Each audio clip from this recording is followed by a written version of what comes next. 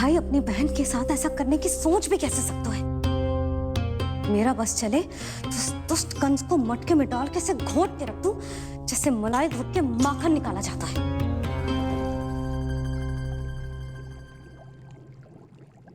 ना, माखन ना, जे कंस तो कीड़ा है। इसे तो पटक पटक के ऐसे मारना चाहिए जैसे कीड़ा निकालने के लिए धान के गट्ठर को पटका जाता है।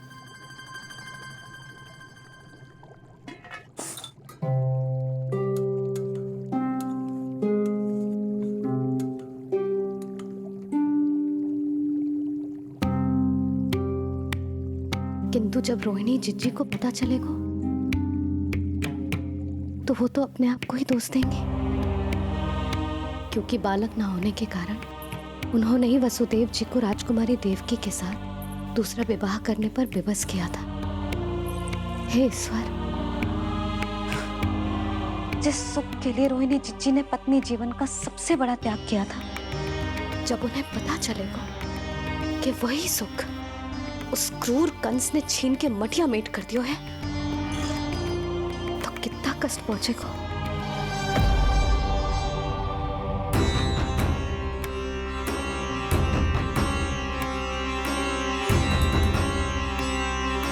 रोहिणी जीजी,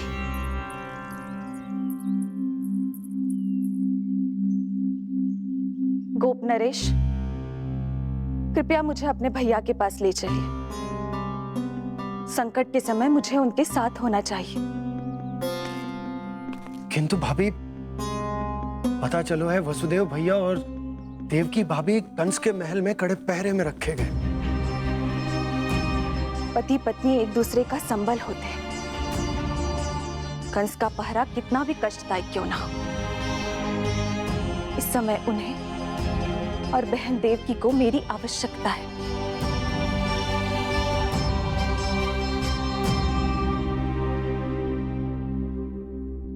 ये मेरी विवशता है कि यादव कुलदीपक होकर भी आपको इस महल में बंदियों की तरह रहना पड़ रहा है, और मैं कुछ कर भी नहीं पा रही। काश आपने मुझसे विवाह ही ना किया होता। तो क्या मैं अपने भाग्य से भाग पाता देवकी? पूर्व जन्म के कर्मों के फल स्वरूप जो हमारी नियति में लिखा है वो तो हमें भोगना ही है।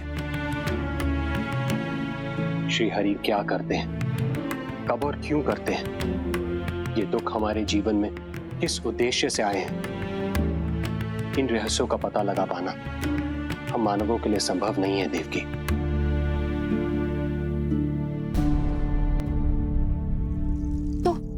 तो फिर चलिए यहां से भाग चलते हैं, कहीं ऐसे स्थान पर जहां भैया की छाया भी हम पर ना पड़ सके। नहीं प्रिय, कंस के गुप्तचरों की दृष्टि हम पर अवश्य होगी, और मैं ऐसा कोई कार्य नहीं कर सकता जिससे तुम्हारे जीवन पर कोई संकट आए। और मैंने उन्हें अपनी सभी संतानों को सौंपने का वचन भी दिया है। अपना वचन मेरे लिए प्राणों से भी अधिक महत्वपूर्ण है देवकी।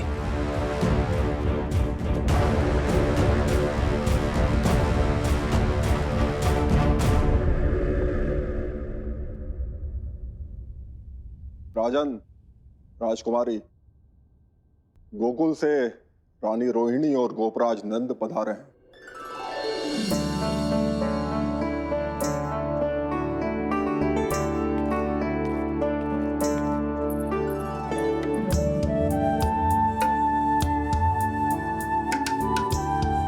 स्वामी,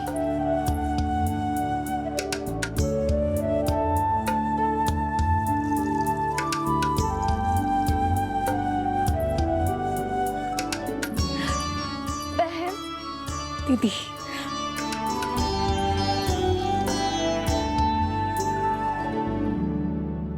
भाई नंद, जो आप हमारे लिए कर रहे हैं उसके लिए धन्यवाद शब्द बहुत छोटा है। मैं अपने भाग्य को स्वीकार कर चुका हूं। यदि यही श्री नारायण की इच्छा है तो यही सही।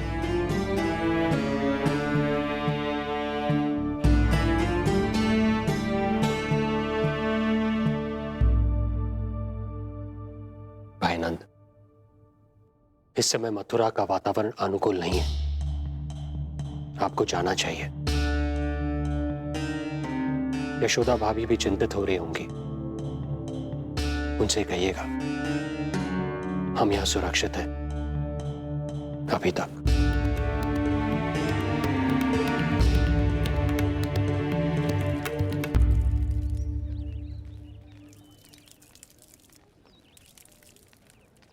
वसुदेव भैया का भाग्य पर भरोसा देख वे अपनी संतानों को कंस को अवश्य सौंपेंगे।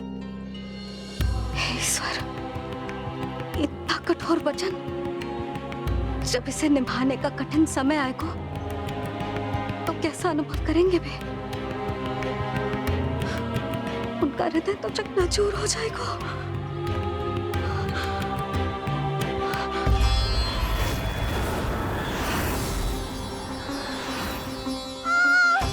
सब्र से देवकी, मैं महाराज शूरसेन का पुत्र वसुदेव आपको वचन देता हूं, अपनी 8 संतानों को जन्म देते ही स्वयं आपके सामने प्रस्तुत करूंगा।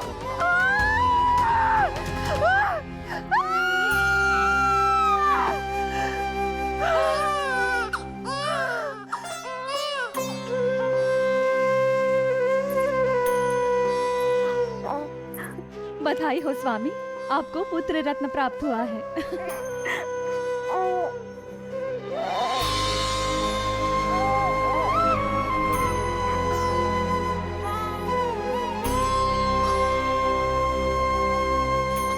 महाराज को पता चला तो क्या होगा?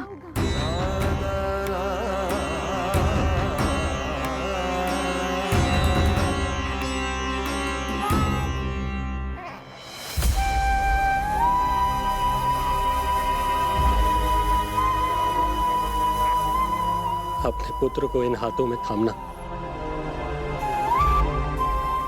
कितने वर्षों से इस पल की प्रतीक्षा कर रहा था मैं, और आज जब यह पल आया है मेरी आंखों में दुख के आंसू हैं। एक पिता जब प्रथम बार अपनी संतान को गोद में उठाता है तो सबसे पहले यह सोचता है कि उसे क्या नाम दूं, उसका सुनहरा भविष्य कैसे सुनिश्चित करे। किंतु मैं वो भाग्यहीन पिता हूं जो अपने पुत्र का भविष्य मृत्यु के अंधकार में डुबोने जा रहा है। मैं इसे नाम देकर क्या करूंगा?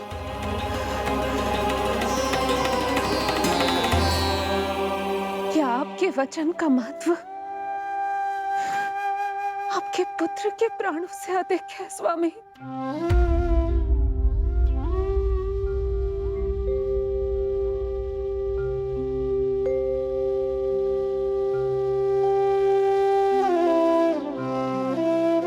श्री नारायण का दूसरा नाम सत्य होता है देवकी।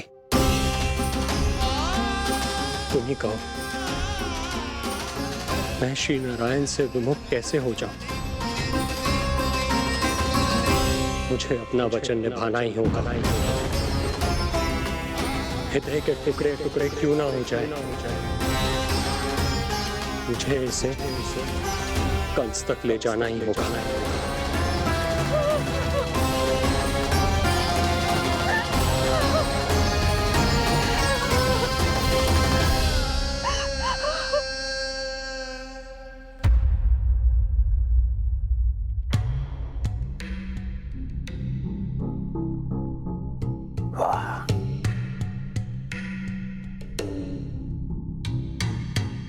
इतना स्वादिष्ट भोजन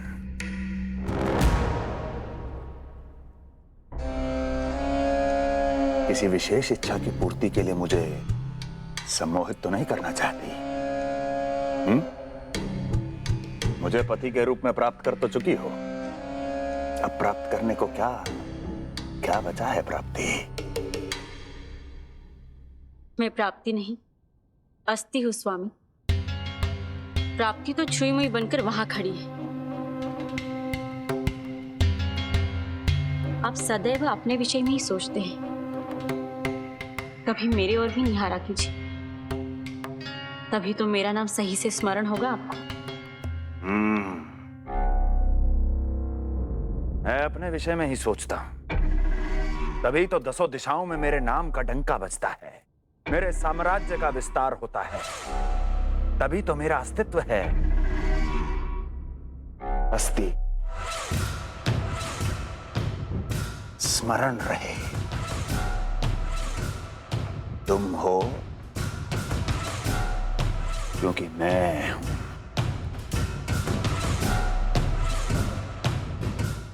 वन में यदि सिंह न हो तो उसके आश्रिति पर गीदड़ भी आक्रमण कर देते हैं। सिंह कभी अपने शत्रु को एक क्षण भी जीवित नहीं छोड़ता महाराज। आपने तो छोड़ दिया देवकी को। सिंह नहीं, आप वो गाय हैं जो अपनी कसाई से अथाह प्रेम करती है।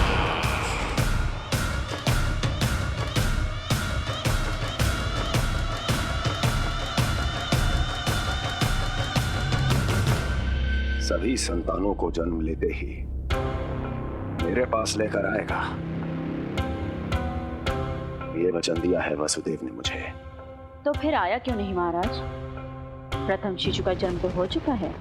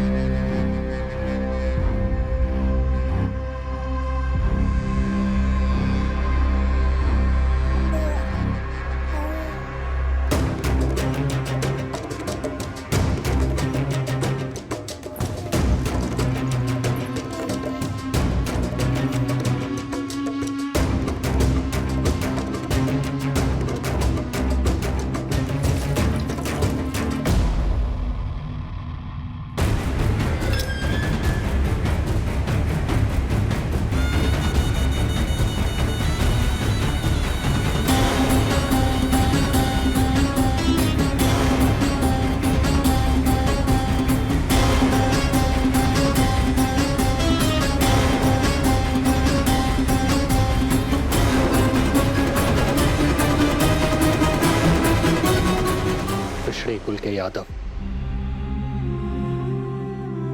अपना वचन मिथ्या नहीं होने देते महाराज।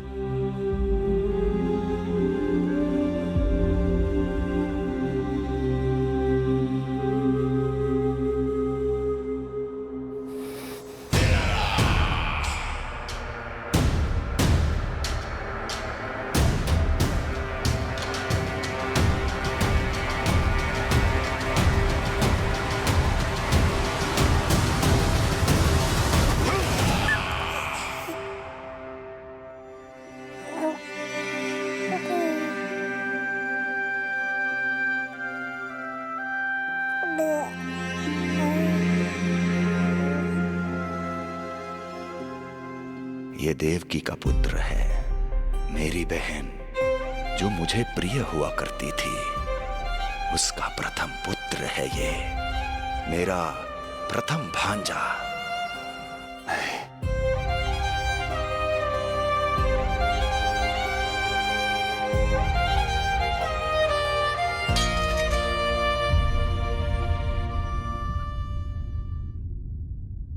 इसे वापस ले जाइए कुंवर जी।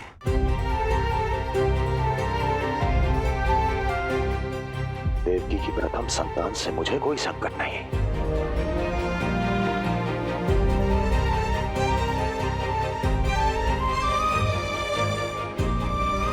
और आपको क्या लगता है कुंवर जी कि मैं कोई राक्षस हूं क्या?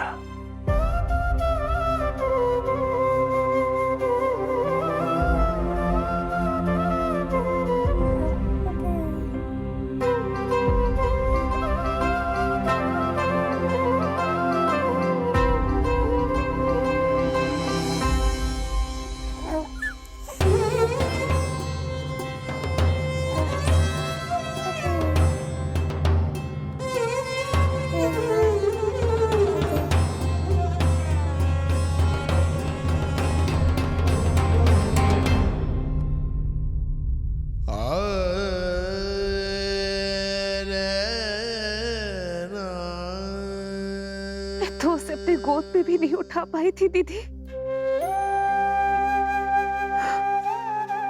उसका वो सुकुमार मुख मेरी स्मृति से जा ही नहीं रहा। वो मधुर रुदन अभी तक मेरे कानों में गूंज रहा है। मैं तुम्हारी पीड़ा का अनुमान लगा सकती हूँ देवकी। मैंने उसे जन्म नहीं दिया था, फिर भी मेरे कान अभी तक उसके रुदन की ध्वनि सुन रहे हैं। क्योंकि ये अपनी माओ को पुकार रहा है। तुम्हारे भैया ने हमारे पुत्र को प्राणदान दे दिया है देवकी।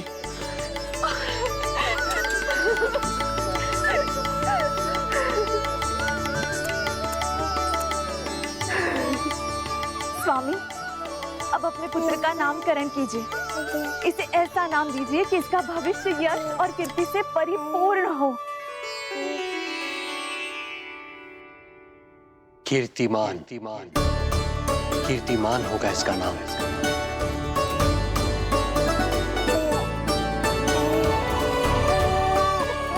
कीर्तिमान।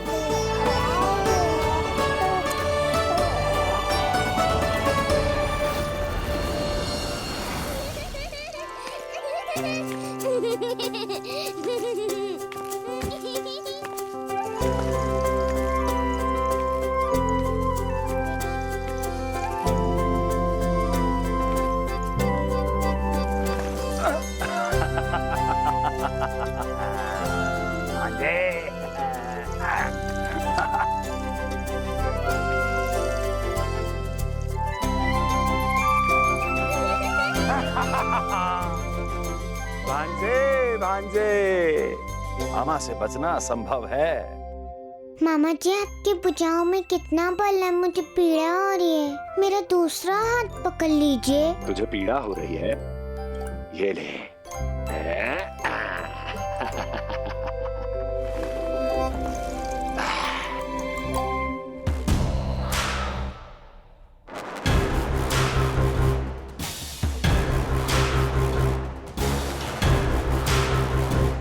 नारायण नारायण। मामा जी मूर्ख बन गए, मामा जी मूर्ख बन गए, मामा जी मूर्ख बन गए। इतना दुस्साहस! जा खेल। अब मामा जो है देवर्षि के साथ मंत्रणा करेंगे। जा खेल।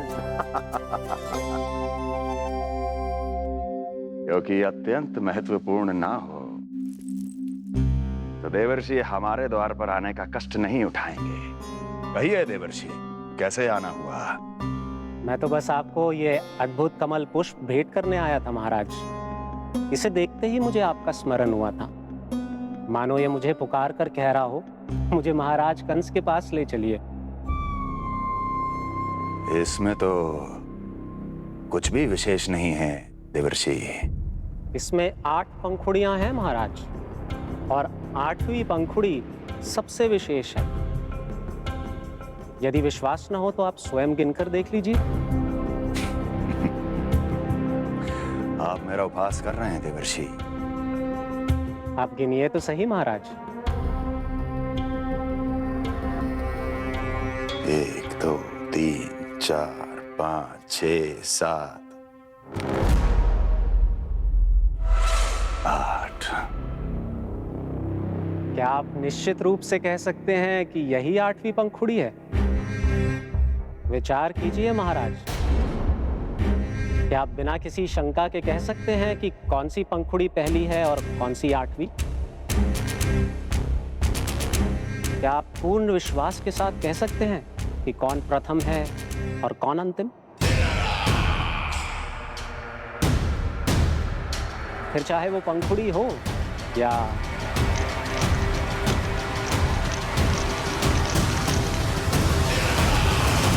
सावधान करने के लिए धन्यवाद देवर्षि। कंस के साथ धोखा करने वाले को अति भीषण दंड मिलेगा। भविष्य में ऐसी कल्पना मात्र से ही मेरे शत्रु भय से कांप उठेंगे। मथुरा नरेश, मैं तो मात्र पंखुड़ियों की बात कर रहा था। यदि आपने कुछ और समझ लिया है तो उसका उत्तरदायित्व मेरा नहीं है। नारायण नारायण।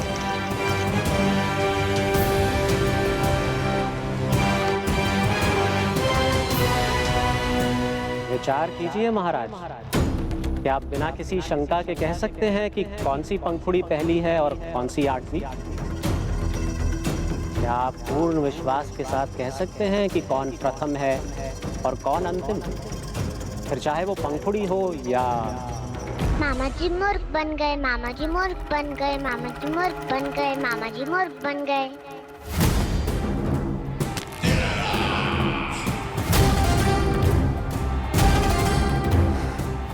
कंस को कोई मूर्ख नहीं बना सकता। कीर्तिमान। जी मामा जी। क्रोध काम लोभ मद मोह मत्सर, क्रोध काम लोभ मद मोह मत्सर, क्रोध काम लोभ। मामा जी मुझे दर्द हो रहा है। काम लोभ मद मोह मत्सर, क्रोध काम लोभ मद मोह मत्सर। स्वामी, ये कीर्तिमान के लिए कैसा लग रहा है? ये लीजिए स्वामी।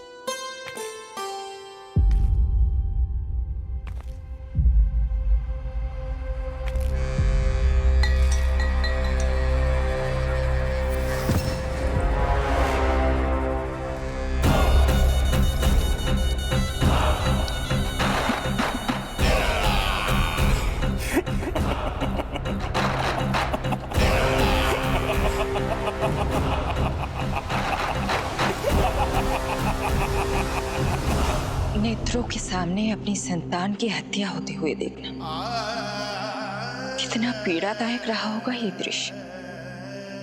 किंतु प्रभु, यदि देवर्षि नारद कंस के हृदय में संदेह का बीज न बोते तो कंस ऐसा कभी नहीं करता। तो फिर उसे उकसाए ही क्यों देवर्षि ने? आप भूल गए देवराज, समस्त संसार में जो भी होता है मेरी इच्छा अनुसार ही होता है। यही प्रश्न नारद ने भी मुझसे पूछा था।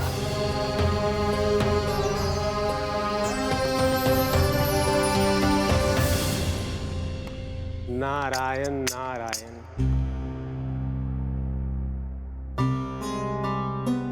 छोटे से बालक की इतनी निर्मम हत्या और माध्यम बना मैं।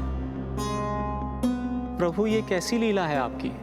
अभी तो देवकी की 5 और संतानों की हत्या होना शेष है नारद। अब से कंस शिशुओं के जन्म लेते ही उनकी हत्या कर देगा। यदि जन्म के तुरंत बाद ही मृत्यु होनी है तो जन्म का लाभ ही क्या है प्रभु? यही विधि का विधान है नारद।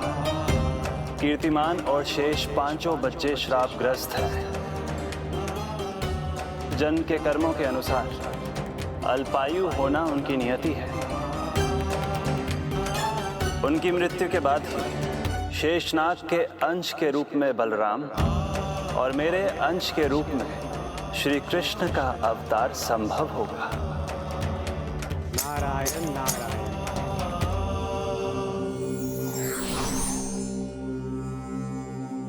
देवकी के पुत्र एक के बाद एक जन्म लेते रहे और उनकी हत्या कर कंस अपने पापों की संख्या में वृद्धि करता रहा। नहीं! मत मारो! मेरा पुत्र! मेरा पुत्र!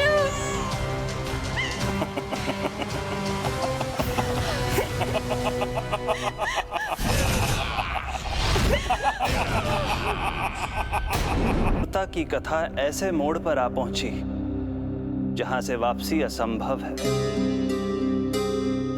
क्योंकि अभी अभी उसने देवकी के छठे पुत्र का वध कर दिया है। हे प्रभु, कितना दुर्दांत है ये कंस। किंतु एक ही जन्म में एक साथ 2 माताओं का पुत्र बनने में उसने आपकी सहायता कैसे की प्रभु? उसके भय ने उससे ये कार्य सहज ही करवा दिया देवराज। जन्म लेते ही माता देवकी के सभी पुत्रों की हत्या कर उसने मुझे विवश कर दिया है। अब जीवित रहने के लिए मेरे अवतार को माता देवकी की कोख से जन्म लेने के तुरंत बाद मैया यशोदा के पास गोकुल जाना ही होगा। और इस प्रकार कंस के कारण एक ही जन्म में दो माताओं का पुत्र बनने का आपका वचन सत्य सिद्ध होगा। आपकी लीला अपरंपार है प्रभु। आप सब अब निश्चिंत होकर जाइए। मेरे अवतार के जन्म होने की घड़ी अब निकट ही है। हम धन्य हुए प्रभु। हम धन्य हुए प्रभु।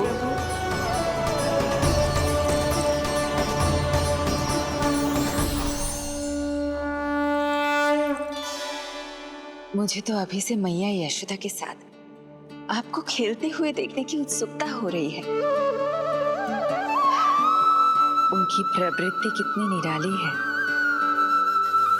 क्रोध ना करूं तो क्या करूं? देखिए इसकी शैतानी, फिर चला गया सुलक्षणा के बगीचे में फूल खाने। और आपको तो पता है ना सुलक्षणा का, इतनी सी त्रुटि हो जाए पूरे गांव में बखान करने में कोई कमी ना रखती। और जे की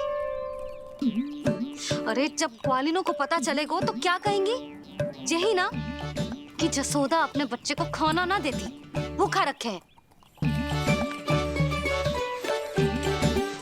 सुनो जी, मैं तो कहती हूँ अब ब्याह करा देते इसका।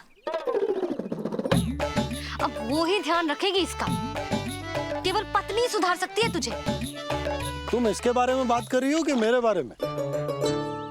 नहीं, वैसे सारे गोकुल वाले यही कहते हैं कि हमारे घर पर तुम्हारा ही राज चलता है। हे नारायण, ये परिहास की बात है क्या? मैं इतना दबा के रखती हूँ क्या आपको? यशोदा, हास की बात थी। रामू के कारण मुंह से निकल गई। तुझसे तो मैं बात ही ना करूंगी। कर अपने मन की।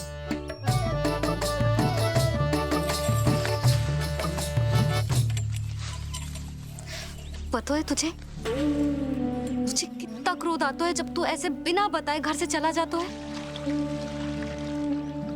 प्रेम है जे मेरा, चिंता है मेरी।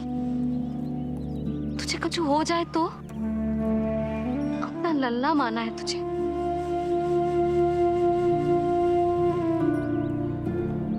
मेरे भाग्य में तो आमन्ना लिखो ही ना है।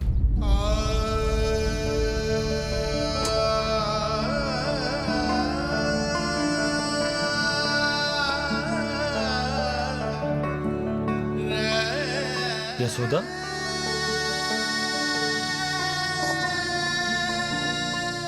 आपको पता है जब मैं छोटी थी इसके जैसी चंचल थी। गांव वाले कहते थे एक बार बड़ी हो जाएगी अपने आप ठहराव आ जाएगा। ना आयो।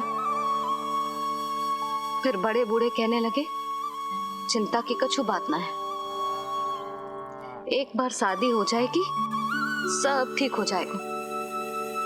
ना हुआ। फिर सबन ने कही एक बार बालक हो जाने दो, गोद भर जाएगी अपने आप परिपक्व हो जाएगी। पर गोद तो भरी ना मेरी। बालक तो हुआ ही ना। उस पर जब जे भी भाग जाता है तो मुझे रह रह के यही स्मरण होता है कि कमी मुझ में ही है। मैं ही किसी बात का ध्यान न रख पाती। संभव है यही कारण से नारायण ने बालक ना दियो मुझे। यदि देते तो बहुत बुरी मैया बनती मैं। यशोदा, क्या होगा तुम्हें? कहाँ की बात कहाँ लेकर जा रही हो तुम?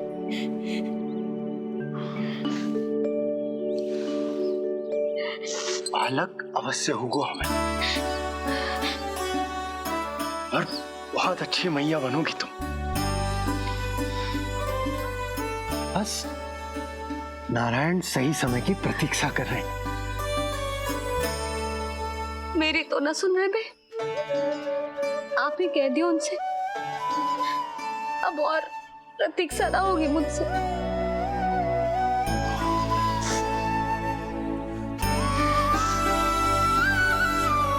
मुझसे भी नहीं हो रही मैया। तो फिर मैया की इच्छा पूरी कीजिए प्रभु। जिस क्षण की प्रतीक्षा मुझे इतने वर्षों से थी, बस अब वो निकट है। किंतु प्रभु, आपको तो माता देवकी का 8वां पुत्र बनकर जन्म लेना है, तो फिर 7वां पुत्र? धीरज रखिए, धीरज। आपको तो ज्ञात ही है, मेरे यहाँ देर है, अंधेर नहीं।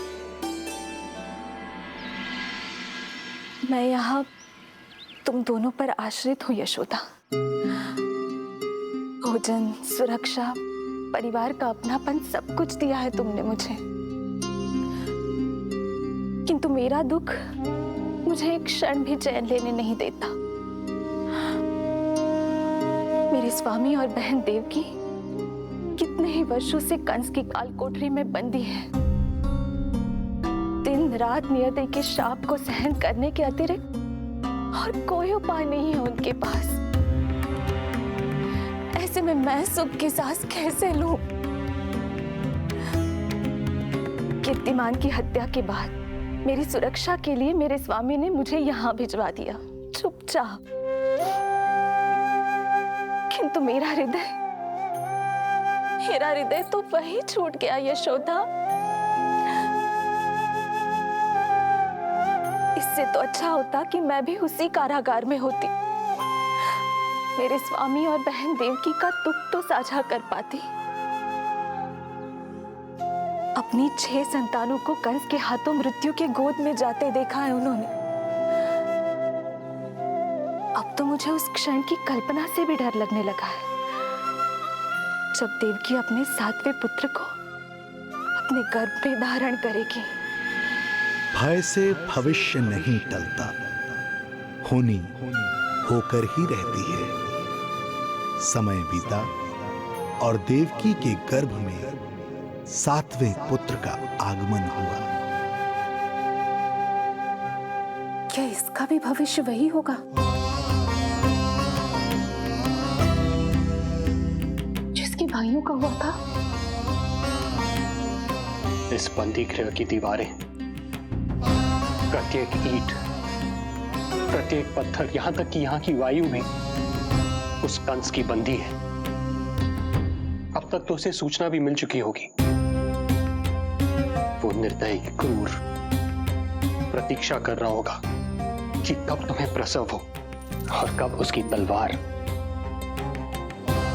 हमारे नन्हे शिशु, हमारी 7वीं संतान का रक्त पिए।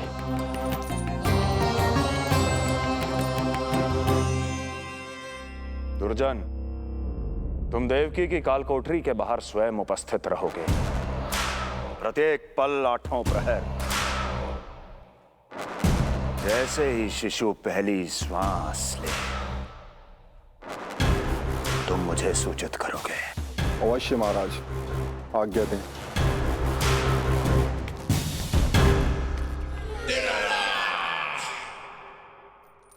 कुछ कीजिए स्वामी, कुछ कीजिए। मैं नहीं चाहती कि ये अपनी प्रथम श्वास इस बंदी गृह में ले। देवकी, विवशता से मेरा कलेजा भी फटा जा रहा है, किंतु इस काल कोठरी में बंद मैं कर ही क्या सकता हूं? किंतु इस सृष्टि के पालनहार, जगत की नियंता श्री हरि तो कर सकते हैं, तो फिर क्यों नहीं करते वो कुछ ऐसा कि कम से कम मेरी इस संतान का अंत उतना दुखद ना हो जैसा अन्य संतानों का हुआ था। क्यों नहीं करते वो कुछ? हरे क्यों नहीं करते? बताइए ना स्वामी, क्यों नहीं करते वो? क्यों नहीं करते? जो देवी भविष्य में मेरी मां बनने वाली है, उनकी करुणा भरी पुकार को मैं व्यर्थ कैसे जाने दे सकता हूं? कंस के राक्षस तत्व के अंत के लिए ऐसी माया की आवश्यकता है जो मेरी लीलाओं को क्रियान्वित भी कर दे और उसे भनक भी ना पड़े। ऐसी क्षमता और माया किसके पास है प्रभु?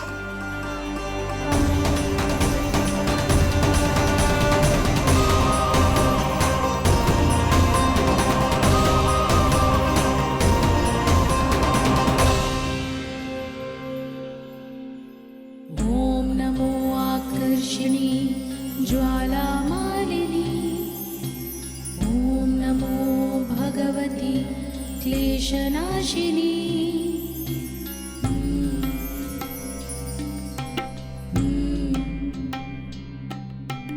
ओम नमो योगमाये सर्वमोहिनी, ओम नमो योगमाये सर्वर। आज्ञा दीजिए प्रभु। माता देवकी का गर्भपात करके उस संतान को रानी रोहिणी के गर्भ में स्थापित कीजिए देवी।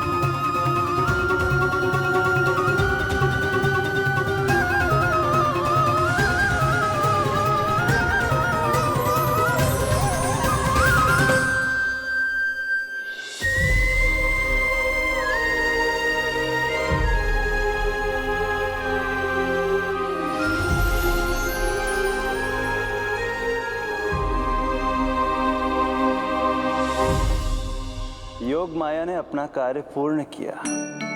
सुबह सूर्य की रश्मियां देवी रोहिणी को ऐसा संदेश सुनाएंगी जिसे सुनकर वो प्रसन्नता से झूम उठेंगी।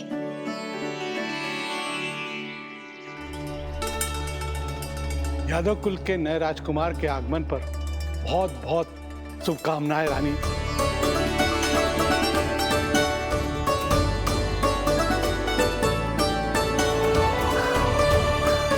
यशोदा, मैं माँ बनने वाली हूँ। यशोदा, सुना तुमने? चिच्ची, मैं माँ बनने वाली हूँ। मैं माँ बनने वाली हूँ यशोदा। मैं अरे संभाल के जीजी चिकार कर रही हो। बधाई हो चिच्ची, बधाई हो, बहुत बहुत बधाई हो।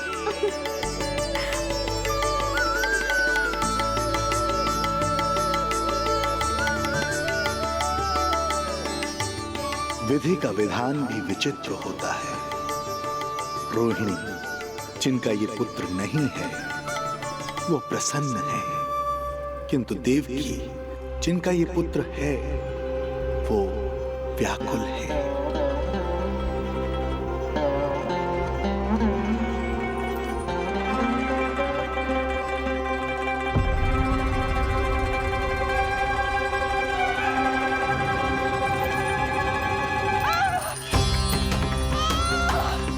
क्या हुआ देवकी?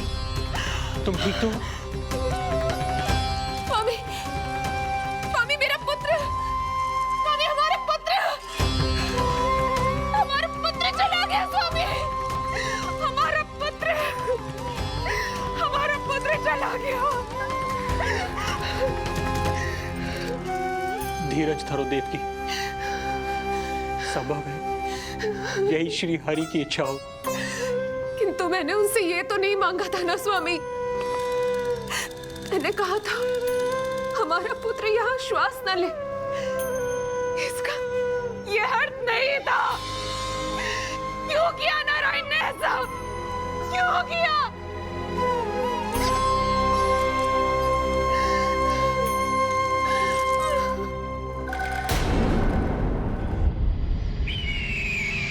तो ये सत्य है महाराज, राजकुमारी देवकी का गर्भपात हो गया है। बच गया वो शिशु। किंतु यदि मेरे हाथों उसकी मृत्यु होती तो अधिक कष्ट होता उसे। सुख में समय पंख लगाकर उड़ता है। शीघ्र ही रोहिणी के प्रसव का दिन आ पहुंचा और उसने एक स्वस्थ और सुंदर बालक को जन्म दिया।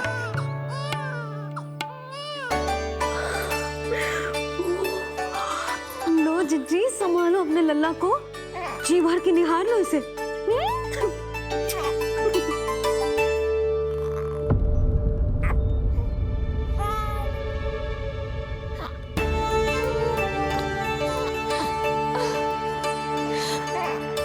मेरा पुत्र राजकुमार।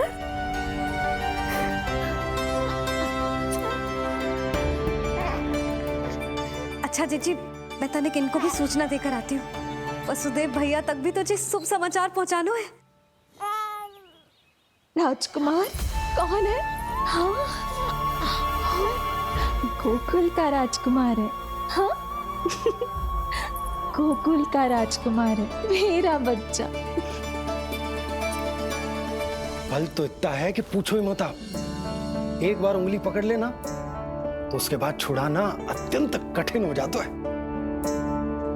और दृष्टि ऐसी कि एक बार में मन मोह ले। भगवान श्री राम की भांति सबको प्रसन्न रखता है। बस तो फिर उसका नाम बल राम रखना। तो फिर उसका नाम बल राम रखना। देवकी, बधाई हो, तुम छोटी मां बन गई। भैया, आप दोनों कछु चिंता ना करियो। बलराम का लालन पालन मेरा उत्तरदायित्व है। उसे कछु कमी ना होने दूंगा मैं।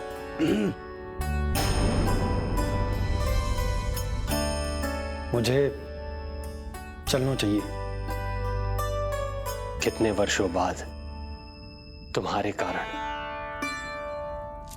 शुभ समाचार मिला है हमें। श्री नारायण हमेशा तुम पर कृपा बनाए रखे।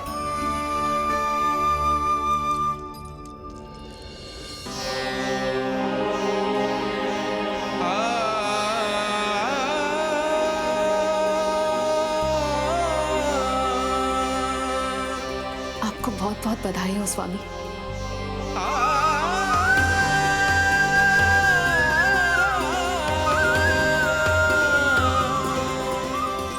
देवकी, क्या हुआ?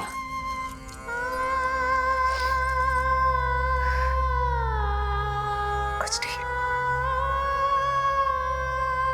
रोहिणी दीदी ने हमको वो सुख दे दिया जो मैं कभी ना दे सकी। उन्होंने आपको संतान दे दी मैं देवकी,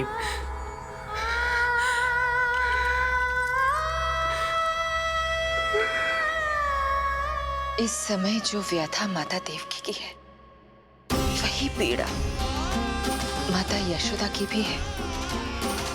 माता देवकी की ममता अपनी सभी संतानों को खोने की वेदना से त्रस्त है, तो माता यशोदा की ममता संतान ना होने के संताप में झुलस रही है। सत्य कहा देवी, मुझे आभास हो रहा है मैया यशोदा का हृदय मुझे अपनी गोद में खिलाने के लिए कितना व्याकुल है। सच्ची श्री हरि, सच्ची में प्रसन्न हूं मैं कि आपके आशीर्वाद से रोहिणी जीजी को इतना प्यारा लल्ला हुआ है। पर मुझसे क्या त्रुटि हुई नारायण? मुझे क्यों न दियो आपने लल्ला? मुझसे क्या त्रुटि हुई नारायण? मुझे क्यों न दियो आपने लल्ला?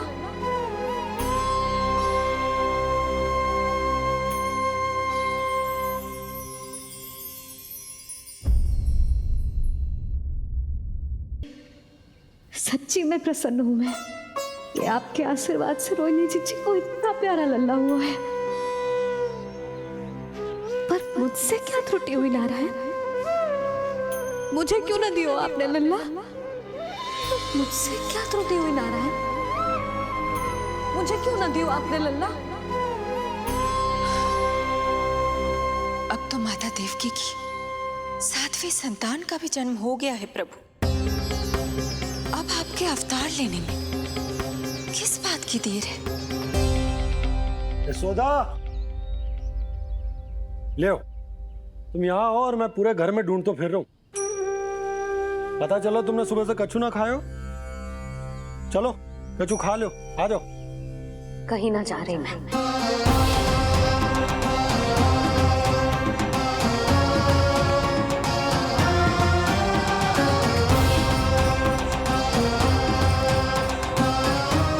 क्या हो वो?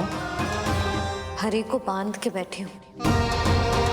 जब तक मेरे प्रश्नों के उत्तर ना देंगे, ना कहीं जाऊंगी, ना कछु खाऊंगी। कौन से प्रश्न और कैसे उत्तर? गोकुल की प्रत्येक स्त्री को ममता का वरदान दिया है आपने, तो नारायण मुझसे ऐसा कौन सा अपराध होगा कि आपने मुझे अभी तक इस सुख से वंचित रखा है?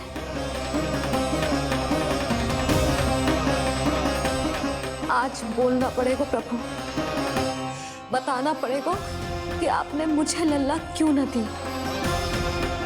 क्या आपको पता ना है, जैसे भगवान अपने भक्तों के बिना अधूरे होते, वैसे मैया भी संतान के बिना अधूरी होते।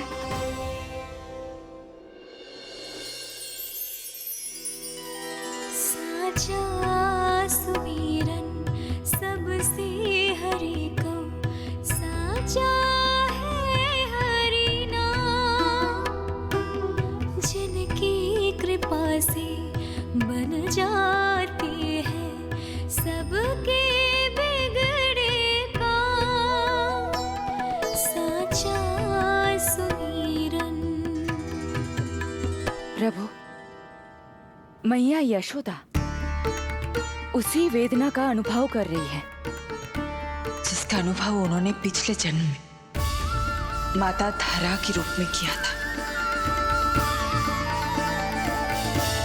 आपका कथन सत्य है देवी। अब मैया यशोदा को उनके कष्ट से मुक्ति दिलाने का समय आ गया है।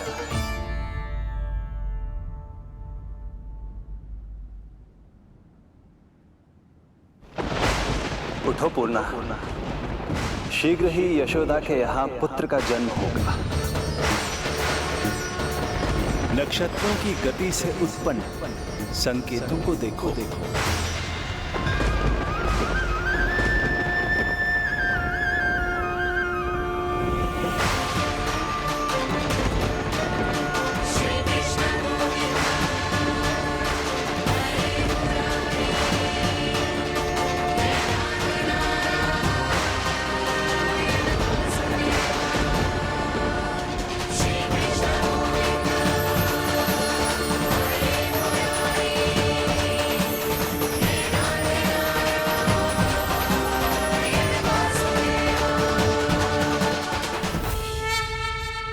इतने विशेष कार्य के लिए इनका चुनाव?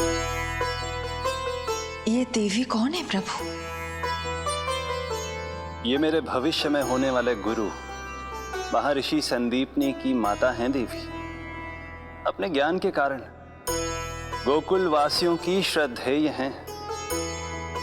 यदि मेरे आगमन की सूचना मैया यशोदा को ये देंगी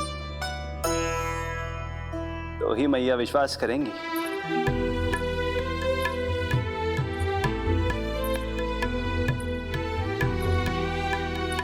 आंगन खाली, आंचल खाली, सूखे उपवन की मैं माली। क्यों ना मेरे भाग में ललना, क्या मेरे घर ना एगो पलना। विवश ना करो इतना मुझको, मिलेगो ना एक क्षण भी शयन को।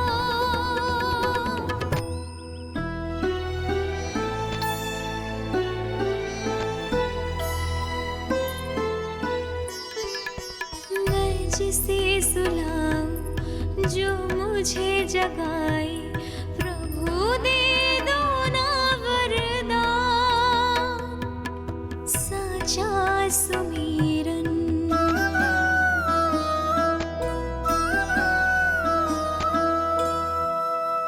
मुख पे ना मेरे जब तक ममता की मुस्कान खिलेगी, तुमको भी न तब तक भोग में तुम्हारी अति प्रिय खीर मिलेगी।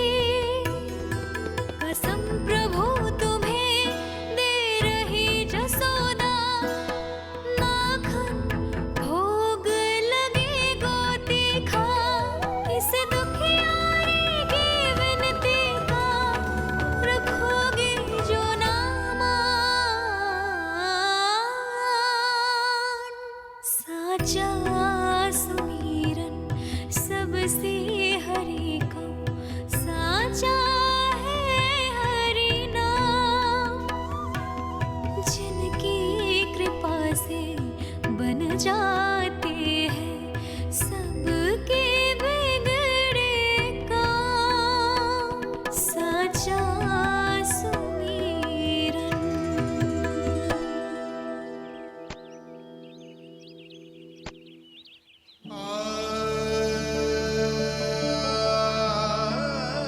यशोदा, मैं तुम्हारी व्यथा समझ रहा हूं, पर खाना छोड़ना अच्छी बात ना है। श्री हरि तुम्हारी पुकार अवश्य सुनेंगे। भरोसा रखो। लो, कछु खा लो। भगवान से हट करना सही बात नहीं है यशोदा। भूखे प्यासे रहे प्राण देने हैं क्या? यशोदा,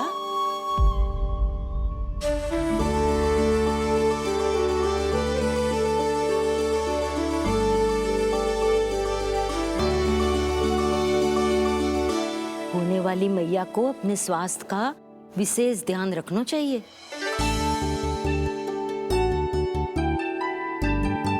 खाना खा। बहुत जग देखती मती रहे, विश्वास कर। नक्षत्रों की गति देखी है मैंने। पूर्णा मौसी, क्या सच्ची? आप सच्ची कह रही हो ना? भाद्रपद माह की अष्टमी तिथि को रोहिणी नक्षत्र में जब सूर्य सिंह राशि का होगा और चंद्र वृषभ राशि का, तब मध्य रात्रि तेरे लल्ला का जन्म होगा।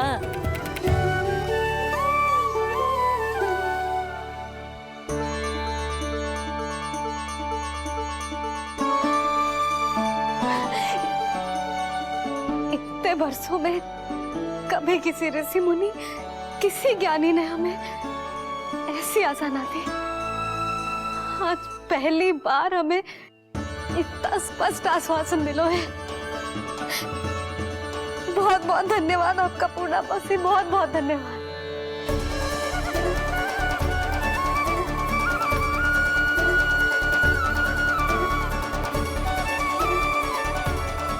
ना, मौसी को धन्यवाद ना देते लाली, मौसी से आशीर्वाद लेते हैं। ला, लड्डू ला।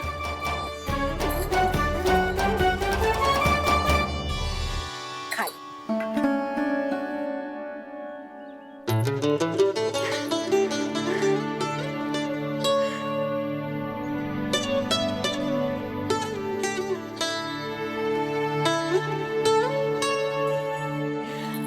बस अब तुझे केवल उस क्षण की प्रतीक्षा करनी है। मैं मैया बनने वाली हूँ, सुना आपने, मैं मैया बनने वाली हूँ, आप बाबा बनने वाले हैं। श्री हरि ने कृपा कर दी हम पर, तुम्हारे प्रश्नों के उत्तर दे दिए नारायण ने। चलो अब शीघ्रता से भोजन कर लो। मैं जा रही हूँ रोहिणी जीजी को बताने। अरे पर भोजन पूर्णा मौसी जो कह देती है वो हो के रहता है।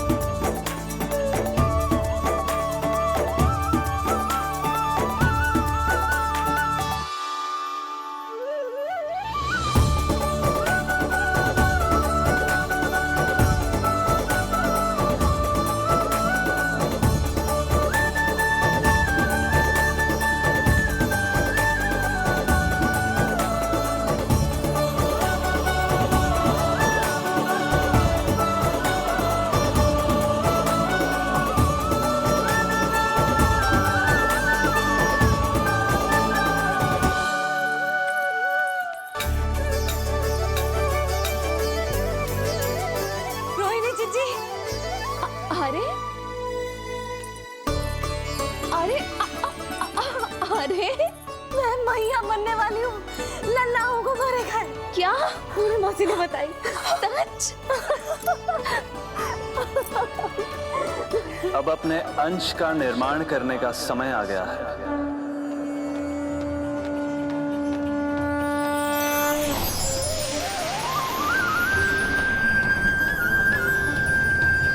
वसुदेव सुतं देवं कंसचाणूरमर्दनम्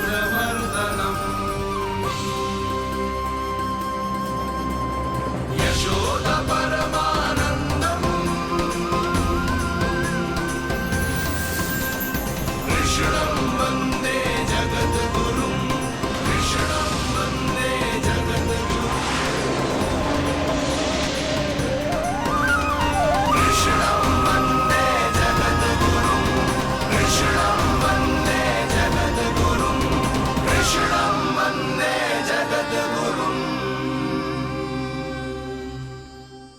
कृष्ण कृष्ण कृष्ण कृष्ण कृष्ण कृष्ण कृष्ण कृष्ण